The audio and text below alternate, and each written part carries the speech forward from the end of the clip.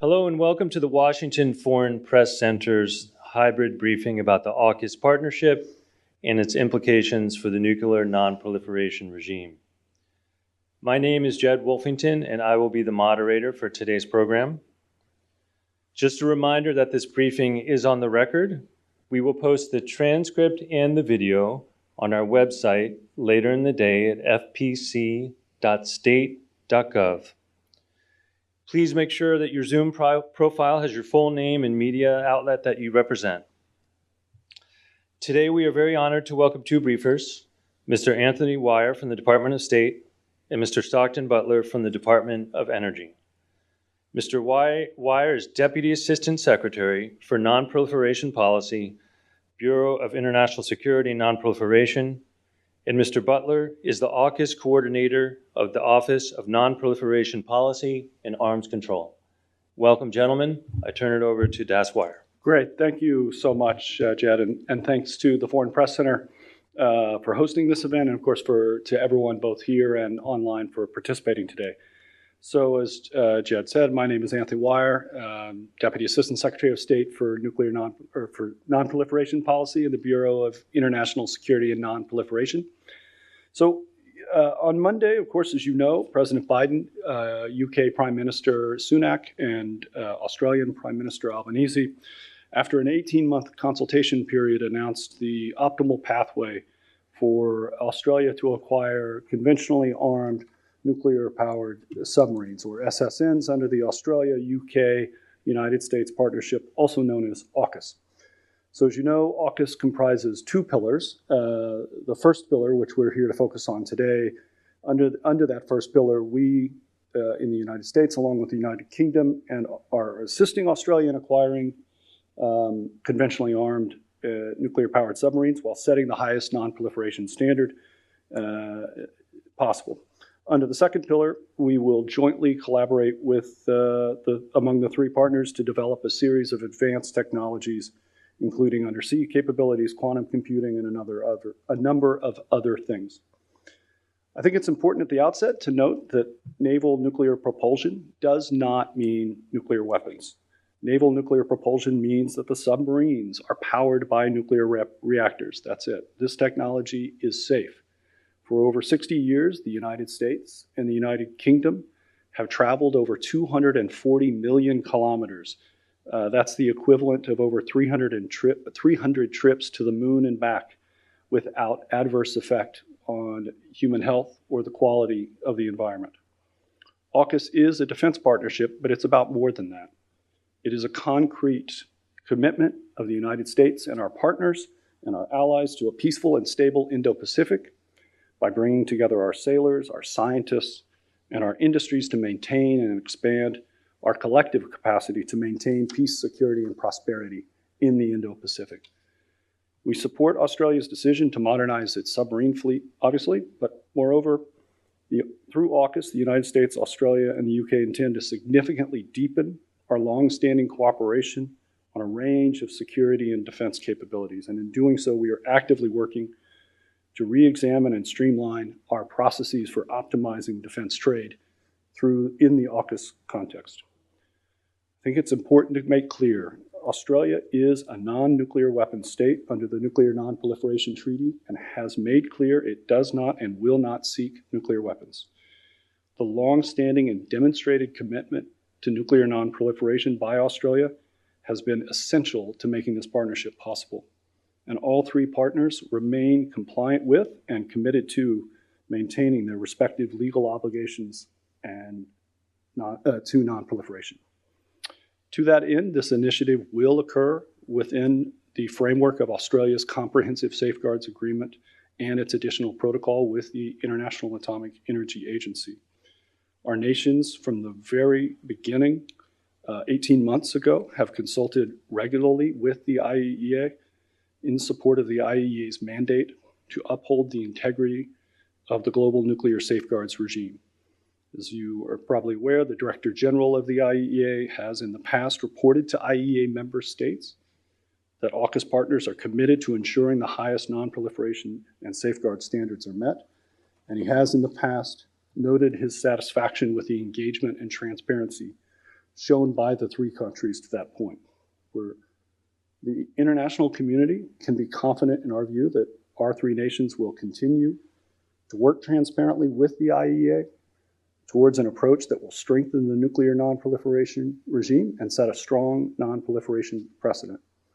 So with those opening remarks, I know Stockton and I would be happy to answer some questions that you may have as it relates to the non-proliferation aspects of AUKUS. Thanks very much. Thank you for those remarks. We'll go to the room. Are there any questions in the room?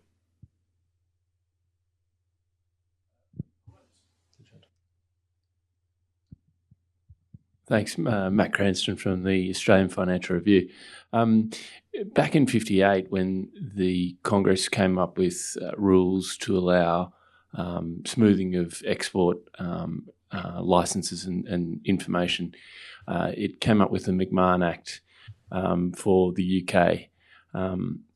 Is there something like this that will come up in legislation that the US Congress will have to consider when it comes to the nuclear propulsion aspect of the AUKUS agreement? Thanks. Sure. Happy to answer that. That is correct. So cooperation on nuclear reactors, technology, and the like is governed under U.S. law by something called the Atomic Energy Act. Both the Department of Energy and the Department of State, as well as the Department of Defense in this case, have responsibilities under that act. As you may recall, at the outset of the AUKUS initiative, one of the requirements was for the three countries to secure agreement among themselves for the transfer of information, just information only related to naval propulsion. And that was completed through a trilateral agreement that was submitted through our various constitutional mechanisms, including in the case of the Congress, which has a review mechanism. That happened. That was completed early on in 2021, 2022 was actually when the agreement was, and that's enabled some of the cooperation that's already begun. And then a similar type of arrangement will be needed ultimately for to enable the transfer of the actual reactors and equipment themselves. We have been in close consultations with Congress from the beginning, going back to September of 2021, and working with them closely on how to implement it, and are quite confident that we can obtain the necessary pathway to enabling the agreement. Just to follow up on that, is there any sort of scheduling on that? For example, in order for you to actually practically start moving on these things and transferring the physical parts of this, is there a time frame that Congress, or that you'd like to see Congress have that legislation done? Like, is it months? Is it years? What I'd say is, frankly, it starts in earnest as soon as possible, I think, to enable that possibility. Thank you for the question.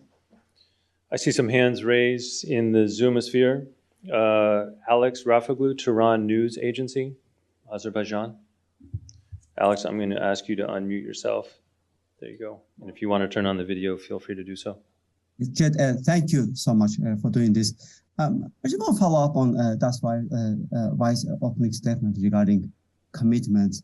Can you please help us understand the concerns that have been raised regarding long-established nuclear safeguards to prevent nuclear materials from getting into the wrong hands? You did say that Australia has no intention to do so, but it is not surprising that critics in countries such as Russia, China are seizing this momentum and portraying this deal as either as an arm race, or, if I were to quote Chinese foreign minister, walking further and further down to the path of danger.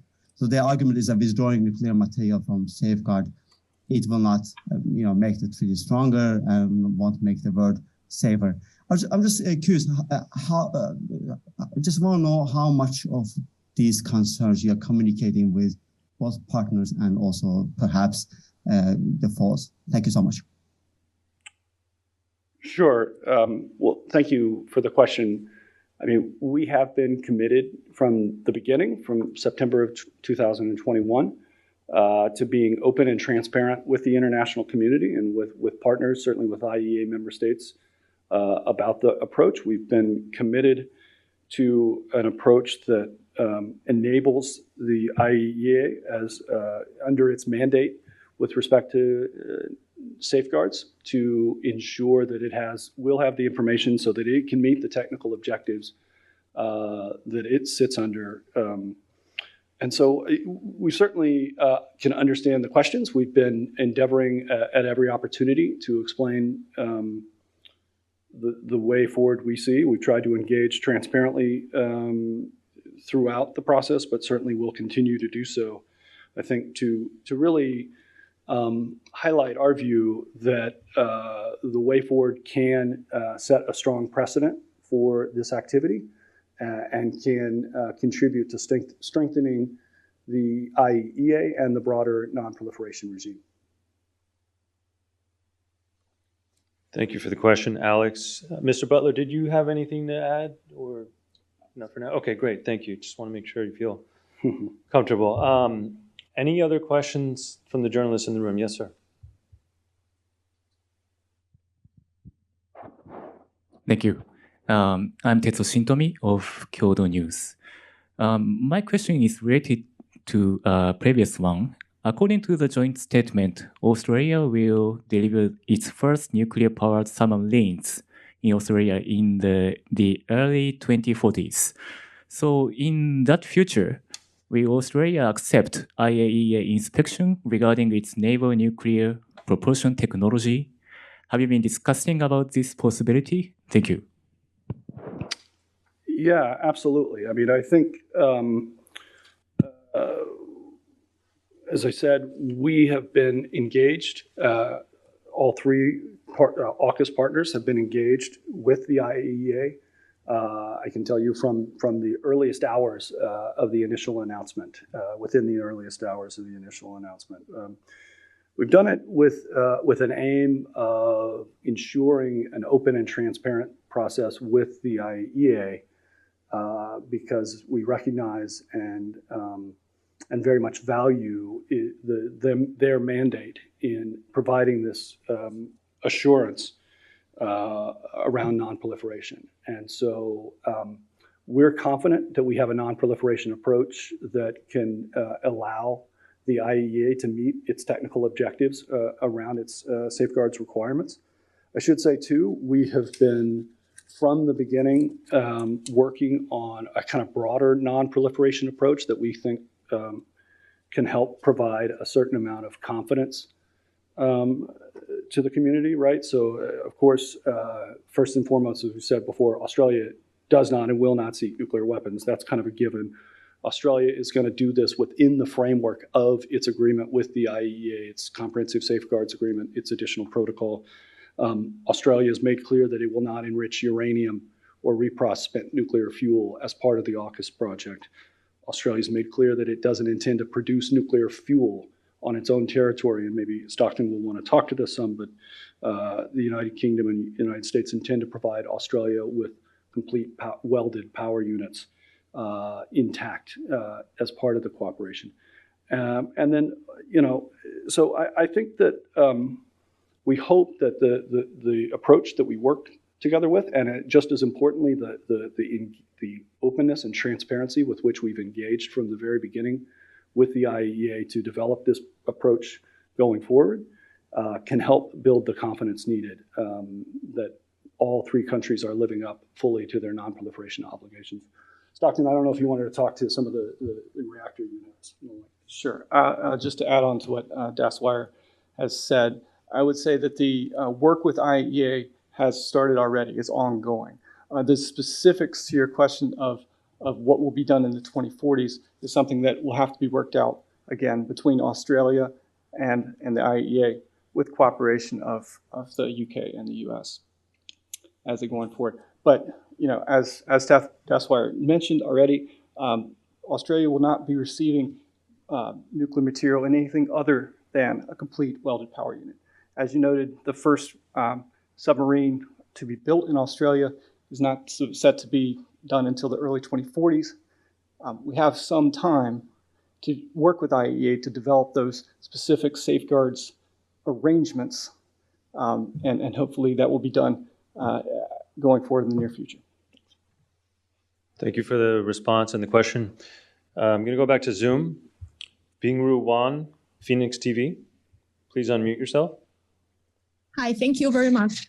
I have two questions. One is regarding China's criticism, saying that AUKUS is double standard. For the past 18 months, China has been saying that the United States provides weapon-grade enriched uranium to Australia under AUKUS, but bans Iran to build nuclear power plants for civil use. So how can this double standard on nuclear proliferation be justified? Secondly, is there any willingness to ease China's concern on AUKUS, which is widely seen as a US-led effort to contain Beijing? Thank you. Great. Sure. Thanks for your question. I would say in first instance, again, I think, as I said at the beginning, Australia's impeccable non-proliferation credentials have been essential to making this partnership possible. Australia was, I believe, the first adopter of the additional protocol. It certainly has been in force for many, many years. It's cooperated closely with the International Atomic Energy Agency. We have been at every step of the way, Australia, as well as the United States and the United Kingdom, have been in full compliance with all of their requirements, including under Modified Code 3.1, the requirements to provide initial notice when decisions are made around safeguards relevant activities.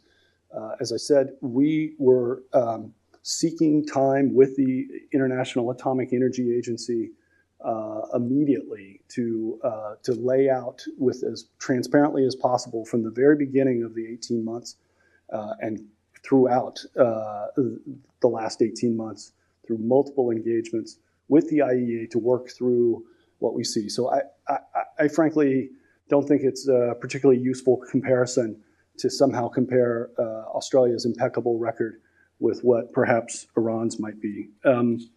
On the broader question, I think it's important to recall that AUKUS is about modernizing an alliance among three countries and ensuring a connectivity. And as I said at the outset, developing capabilities that are focused on sustaining peace and prosperity in the Indo-Pacific region. I think it's more important to think about what the parties, what it's for. I think it's unfair, not necessarily appropriate to focus on some accusations about what it might be about. Thank you. Are there any questions in the room? Okay, I'll go to Zoom. Jiha Ham, VOA Korea. Hi, thank you for doing this. I have a question about other allies, South Korea in this case. South Korea has been trying to acquire nuclear-powered submarines for a long time.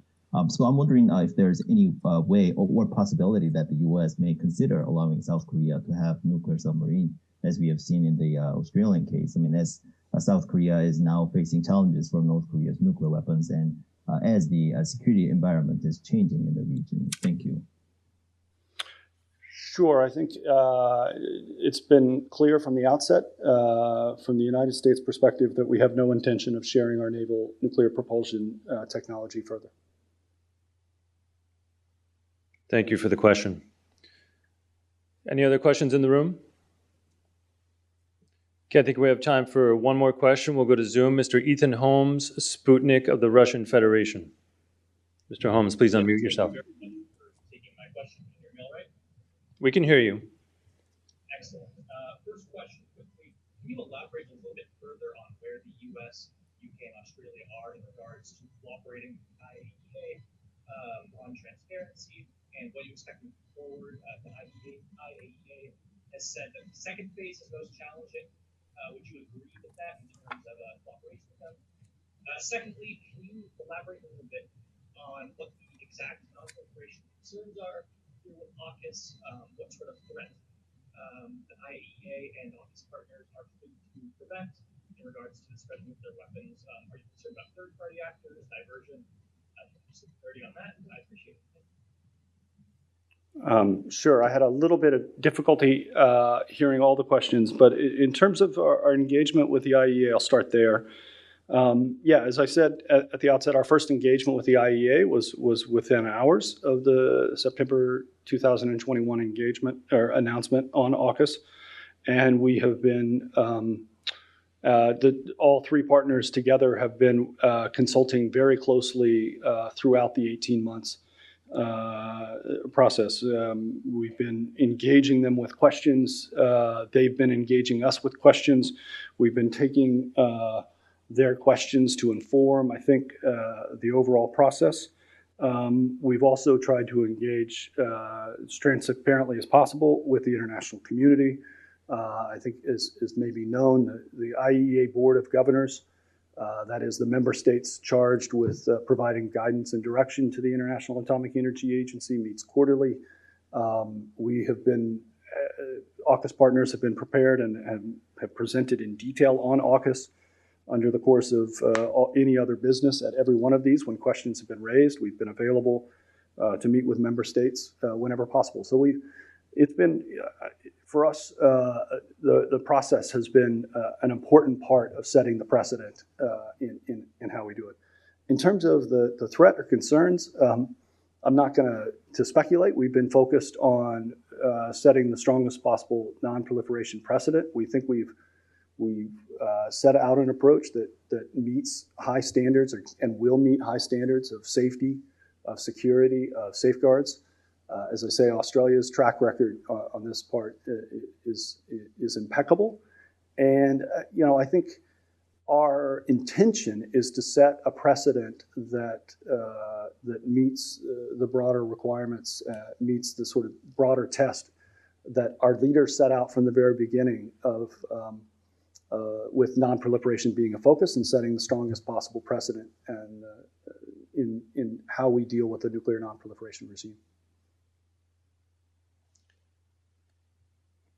If there are no more questions in the room, which I'm not seeing, I'd like to offer Mr. Wire and Mr. Butler any final opportunity to offer any closing remarks. No, just I guess just to say thanks and appreciate the opportunity. And as we said before, we think the approach of openness and transparency and forthrightness in how we're developing this activity is important. And so welcome the opportunity to answer some questions today.